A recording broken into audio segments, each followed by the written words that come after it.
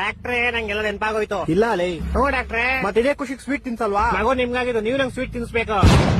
ನನ್ಗೆ ಯಾವಾಗ ಮಗು ಆಯ್ತು? ಅದೇ ಮತ್ತೆ ನಿಮ್ಗೆ ಹೆಂಗಾಗುತ್ತೆ ಮಗು? ನಂಗೆ ಎಂತಕ್ ಆಗಲ್ಲ. ಗಂಡಸ್ರ ಬಾಡಿಲಿ ಮಗು ಪ್ರೊಡ್ಯೂಸ್ ಮುಚ್ಚ ಬಾಯ್, ಅದ್ ನಂಗೂ ಗೊತ್ತು, ನಾನ್ ಡಾಕ್ಟರ್ ಲೇ. ಹೆಂಗಾಯ್ತು? ನನಗೆ ಆಗಿಲ್ಲ ಲೋ.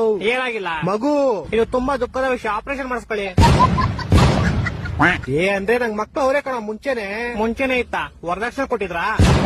ಎಷ್ಟು ಉರ್ತಾವ್ರೋ ಪಕ್ವತ್ನ ನೋಡಿದ್ರೆ ಹೊಡೆದ್ರೆ ಒಂದೇ ಐಟು ಹೋಗ್ಬಿಡ್ಬೇಕು. ಸಾರಿ ಸೂಪರ್ ಮ್ಯಾನ್. ನೀನ್ ಹೇಳಿರೋ ಹೆಂಗೆಲ್ಲ ಗ್ಯಾಪ್ನ ಬಂತು ಅಂತ. ಹ್ಞೂ ಡಾಕ್ಟ್ರೆ. ಮತ್ತೆ ಅದೇ ಖುಷಿಗೆ ಸ್ವೀಟ್ ತಿನ್ಸೋ. ಸ್ವೀಟ್ ಎಂತಕ್ಕೆ ಯಜಮಾನ್ರೆ? ನಿನ್ ಮರುವನ್ ಕೈಲಿ ಸೇರೋಯ್ತು ಅಂತ ಹೇಳ್ದಲು. ನಂಗ್ ಮರ್ವಿನ ಕೈಲಿ ಇತ್ತು ಯಜಮಾನ್ರೆ. ಇವಾಗ ತಾನೇ ನಂಗೆಲ್ಲ ಗ್ಯಾಪ್ನ ಬಂತು ಅಂದಲು. ನಾನು ಏನ್ ಮರ್ತೋಗಿದೆ ಯಜಮಾನ್ರೆ?